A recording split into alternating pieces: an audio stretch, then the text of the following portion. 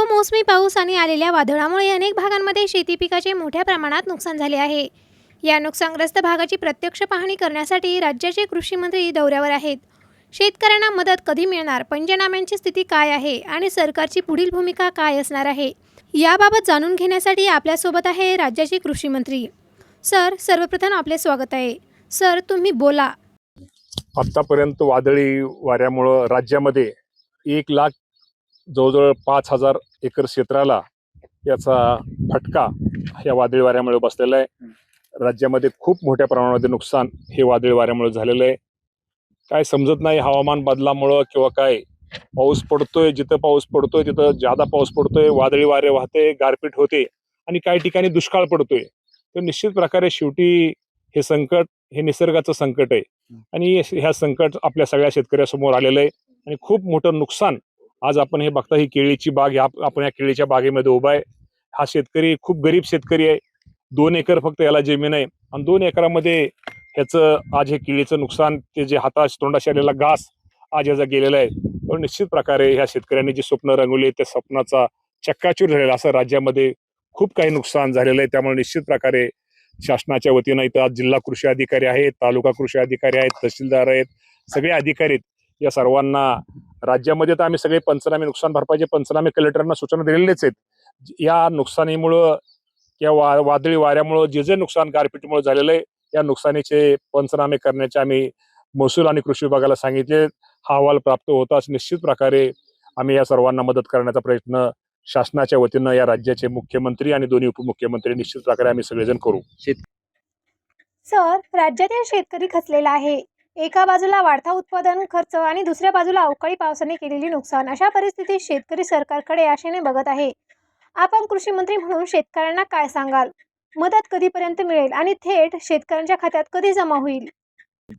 मी तुम्हाला प्रामाणिकपणे सांगतो, मी खरंच सांगतो की कृषी मंत्री म्हणून या राज्याच्या मुख्यमंत्र्यांचं मी खरंच आभार मानतो की खूप चांगला निर्णय दोन्ही उपमुख्यमंत्री या सर्वांनी घेतलेला आहे. आज साधारणतः 36,585 कोटी रुपये आणि 56 लाख शेतकरी ह्यामध्ये या सर्वांना त्याचा लाभ होणार आहे. आणि आपण म्हणला जे काय निकष आहेत, अजून काय थोडेफार काय बदल करणं गरजेचं आहे. मी मगाशी तुम्हाला सांगितलं की या बाबतीमध्ये कारखान्याचे 80 कोटी रुपये आणि 56 लाख शेतकरी ह्यामध्ये या सर्वांना त्याचा लाभ होणार आहे. आणि आपण म्हणला जे काय निकष आहेत, अजून काय थोडेफार काय बदल करणं गरजेचं आहे. मी मगाशी तुम्हाला सांगितलं की या बाबतीमध्ये कारखान्याचे जे सिजनल कामगार आहेत की त्यांचा 3 महिनेच फक्त पगार मिळतो, त्या कामगारांचा खरं तर त्या ह्याच्यामध्ये त्यांना तो लाभ मिळाला पाहिजे. आणि शेतकऱ्यांची सुद्धा काय, त्यांनी नवीन सूचना आमच्याकडे येत आहेत. शेवटी हे सरकार शेतकऱ्यांचं सरकार आहे. तर शेतकऱ्यांच्या ज्या काही नवीन सूचना येतील किंवा त्यातून काय येतील, त्यातनं काय गोष्टी बदलणं गरजेचं आहे, ते आम्ही बदलण्याचा प्रयत्न निश्चित प्रकारे करू.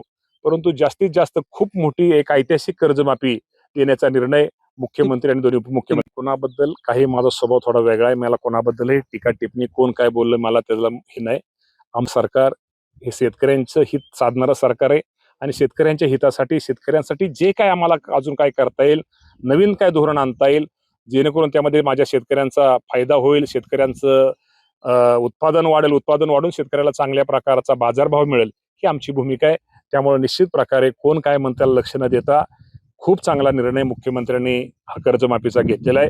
या बाबतीमध्ये मला कोणावरती टीका टिप्पणी करायची नाही. कर्जमाफीचा निर्णय झालेला आहे. तुम्ही म्हणाला निकष बदलतील. कशा प्रकारे हे निकष राहणार आहे, तुम्ही जरा सांगा. मध्ये लवचिक आहे.